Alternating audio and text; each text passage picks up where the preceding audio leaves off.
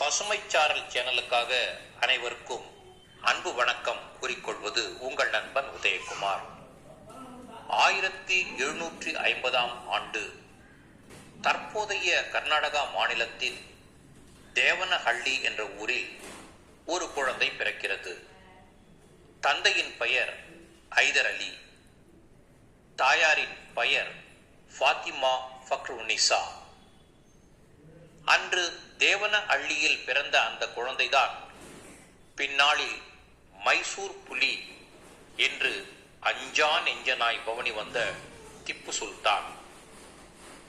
இவரின் உண்மையான பெயர் சுல்தான் ஃபதே அலி சாஹிப்.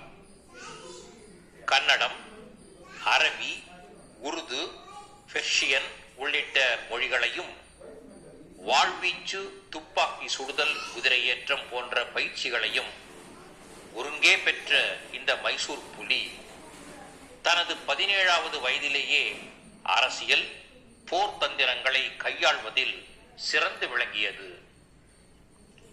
நான் திப்பு சுல்தானை கண்டு அஞ்சுகிறேன் என கிழக்கிந்திய கம்பெனியின் மாக்ஸ்வெல் வெல்லஸ்லி கொலை நடுக்கத்துடன் கூறியிருப்பதாக வரலாற்று ஏடுகள் சொல்கின்றன. கப்பல் கட்டும் தளத்தையும் உயர் ரக பயிர்களை விளைவிப்பதிலும் பொது விநியோக திட்டத்தை அப்போதே செயல்படுத்திய சிந்தனை சிற்பிதான் திப்பு சுல்தான். போரில் ராக்கெட் தாக்குதலை அந்த நாளிலேயே பயன்படுத்திய வித்தகன் திப்பு சுல்தான். இவருக்கு 16 மகன்கள் இருந்ததாக வரலாறு கூறுகின்றது. நெருங்கிய சுற்றத்தின் துரோகத்தாலும் ஆங்கிலேயர்களின் எதிர்பாராத போரினாலும் திப்பு சுல்தான் 1799 ஸ்ரீரங்கப்பட்டின கோட்டையிலேயே கொல்லப்பட்டார். திப்பு சுல்தான் மறைந்துவிட்ட சோகத்தினால்தானோ என்னவோ இன்று இந்த அரண்மனையும் கோட்டையும் சிதிலமடைந்து காணப்படுகின்றன.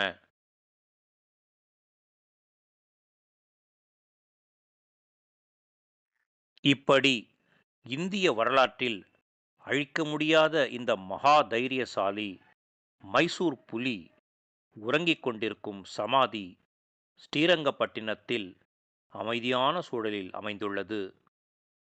சமாதியை பார்க்கும்போது நமக்குள் எழும் சிலிர்ப்பு அடங்க சில நிமிடங்கள் ஆகும். கும்பாஸ் என்று பெயர் கொண்ட இந்த பகுதியில் இவர் உறங்கிக் கொண்டிருப்பது தாய் தந்தையரின் அருகில்தான். திப்பு சுல்தான் இங்குதான் இருக்கிறான் என்ற பொருள்பட எழுதப்பட்ட வாசகம் பளிச்சென்று நம் கண்களில் பட, அந்த இடத்தை விட்டு அகலும் போதோ நமது கண்கள் பனிக்க தவறுவதே இல்லை. படக்கலவையில் உதவிய ராஜ்கிரனுடன் விடைபெறுகிறேன். நன்றி, வணக்கம்.